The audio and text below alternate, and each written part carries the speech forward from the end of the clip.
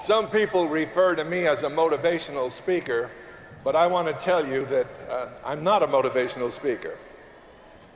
I want to give you information that can transform your life and transform your business. But I'm going to give it to you straight, because it's great to have a lot of great feelings, but it's greater if you know what to do with those feelings. And I'm going to start and give you a short synopsis of why myself and my partner joined this great company. So you see, we had many years of experience in the industry. It isn't like asking your next door neighbor, what do you think about this opportunity, when they've probably never gone to an opportunity meeting or had the due diligence behind them to look at a company. When Artie and I went in to look at the company, the first thing we wanted to do was meet the owners. And I felt that if we got the right feeling from the owners, we were certainly introduced to look at the opportunity by the right person, and that was Mr. Larry Raskin. And I knew Larry for many years. And I knew Larry's character and credibility, and that certainly influenced us to go and take a look. But we had to get beyond Larry. I had heard a lot of great things about this company, and it was, well, they were about 6 years old then. And we went in, Artie and I went in and spent a day with the owners. And we felt that we were in a position to experientially, educationally, to ask the right questions and to discern the kinds of answers we were getting. And I left that meeting that day very, very impressed. Here's what I saw. I saw that they had the intelligence to do it. They had a track record that already proved they were on their way. They had the experience in the industry, in your seats and my seats when we're out there. That was important to me. They weren't going to talk from a philosophical base. They were talking from an experiential base, and it was quite different. Not only that, they had this unbelievable belief that this company would be here generations to come. It was the first company I'd ever heard really talk about it be ongoing beyond the money. Then the second thing I wanted to know is, did they have the money to do it right? Many companies start up and they have ideas and plans and they need to go outside to get their money, and then they're out of control. Not only was I looking at the guys who had the money, they had the knowledge to know where to spend it if you gave them great ideas. So that was in place. And then I looked at the product line, and quite frankly, for all the years I'd been in network marketing, I was always dealing with products, hard goods. I felt if I can believe in the product, I can sell the product, I can train people how to do likewise. But services was like, wow, services in network marketing? No more inventory, no more calling people to see if they ate the vitamins or used the product. I didn't have to take money from people. They were already spending that money someplace else. And what was the future with deregulation? So when we put our business hats on, we knew they were in the right industry. They had 6 years of experience. Where could it go? And then we looked at the compensation plan. And I want to say something to you, because a lot of you people miss it. When I saw the real minimal qualifications an individual needs to meet, that said a volume to me.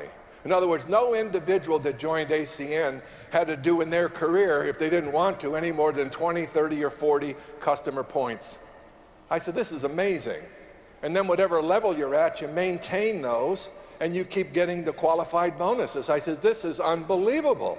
This meant to me that if you understood that you could go out and build what I call platforms of distribution, other business builders that could see the same thing and duplicate it. So I want you to recognize, when you hear a product coming on board, or you think you might not have the product immediately that you need, take it into the first person.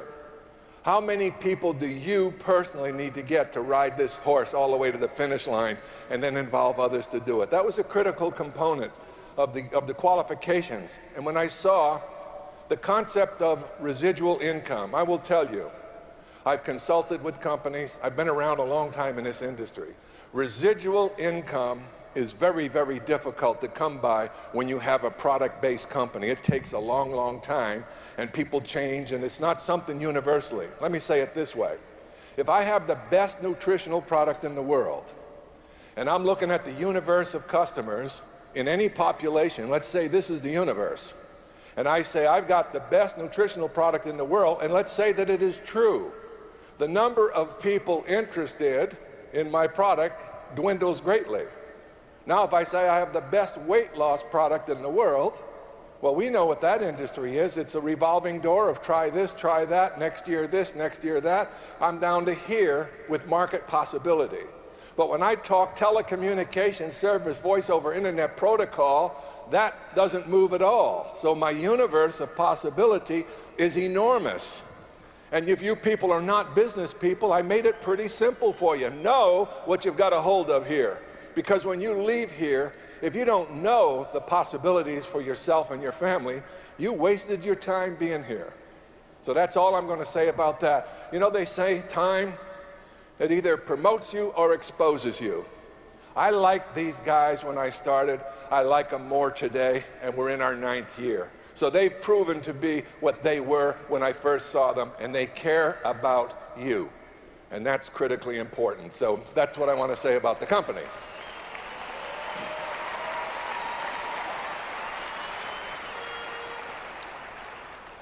Now I want to talk to you about you. Some of you know what's coming, huh? I like to start what I'm going to call a journey in personal development, the profile of a winner. What does it take? No nonsense, folks. You're going to need to change where you're at now if you want to be someplace new. You understand me? You can't be the same way you walked in here when you leave and expect to produce something new and valuable in your life. Now, in order to do that, there needs to be some truth-telling.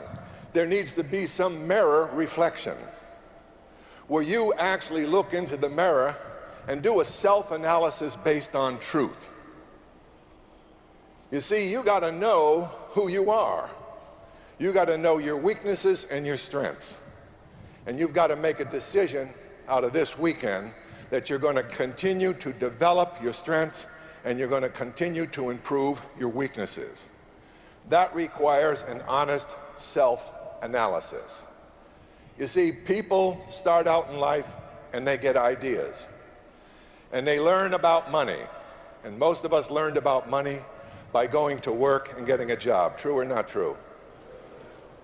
When you're in your own business, it's entirely different. No one is going to tell you when to get out of bed in the morning. No one's going to tell you when to pick up a phone. No one's going to tell you when you should be listening to a tape or reading a good book. No one's going to tell you when to go to bed at night. Your whole life changes when you enter the world of the entrepreneur. Because now, just as in life,